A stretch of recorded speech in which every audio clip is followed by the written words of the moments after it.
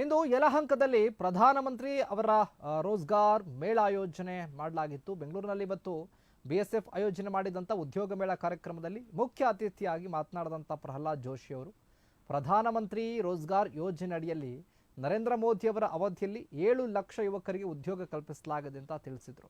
ರೋಜ್ಗಾರ್ ಮೇಳ ದೇಶದ ಯುವಕರಿಗೆ ಉದ್ಯೋಗವನ್ನು ಒದಗಿಸುವ ಪ್ರಬಲ ಮಾಧ್ಯಮವೆಂಬುದು ಈಗ ಸಾಬೀತಾಗ್ತಾ ಇದೆ ಅಂತ ಪ್ರಹ್ಲಾದ್ ಜೋಶಿ ಪ್ರತಿಪಾದಿಸಿದರು.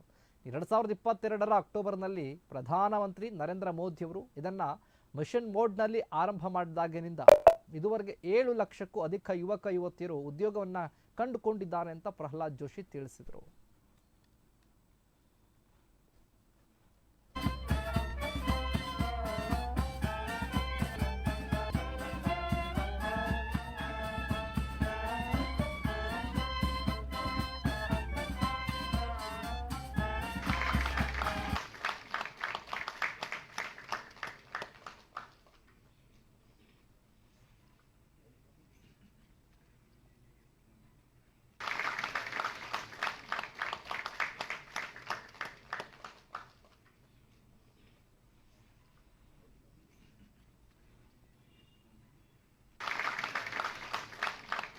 ನರೇಂದ್ರ ಮೋದಿಯವರ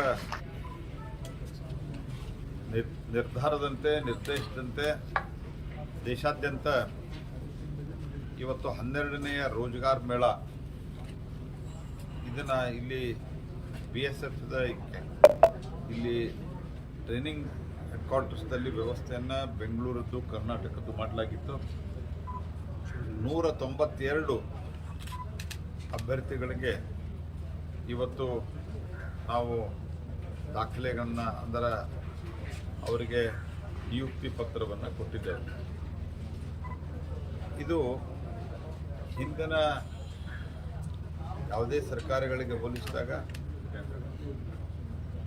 ಭಾಳ ದೊಡ್ಡ ಪ್ರಮಾಣದಲ್ಲಿ ಮೋದಿ ಸರ್ಕಾರದ ಅವಧಿಯಲ್ಲಿ ಸರ್ಕಾರಿ ಪದಗಳಿಗೆ ಸರ್ಕಾರಿ ನೌಕರಿಗಳಲ್ಲಿ ಜಾಬ್ಗಳಲ್ಲಿ ಖಾಲಿ ಹುದ್ದೆಗಳು ಇದ್ದಾವೆ, ಅದರ ನಿಯುಕ್ತಿಯಾಗಿದೆ. ಹಿಂದಿನ ಸರ್ಕಾರಗಳಿಗೆ ಹೋಲಿಸಿದರೆ 1.5 ಪಟ್ಟಕ್ಕಿಂತ ಹೆಚ್ಚು ಇವತ್ತು ಹೆಚ್ಚು ಜನರಿಗೆ ಎಲ್ಲ ಖಾಲಿ ಹುದ್ದೆಗಳನ್ನು ಭರ್ತಿ ಮಾಡುವಂಥ ಪ್ರಕ್ರಿಯೆ ನಡೀತಾ ಇದೆ. ಇದೆಲ್ಲದಕ್ಕೂ ಕಾರಣ ಮುಖ್ಯವಾಗಿ ದೇಶದ ಅರ್ಥವ್ಯವಸ್ಥೆ. ಹಿಂದೇನಿತ್ತು ಅಂದ್ರೆ ಭಾಳ ಕಠಿಣವಾದಂಥ ಒಂದು ಪರಿಸ್ಥಿತಿ ಇತ್ತು. ಆದರೆ ಇವತ್ತು ದೇಶದ ಅರ್ಥವ್ಯವಸ್ಥೆ ಭಾಳ ದೊಡ್ಡ ಪ್ರಮಾಣದಲ್ಲಿ ಸುಧಾರಣೆಯಾಗಿದೆ.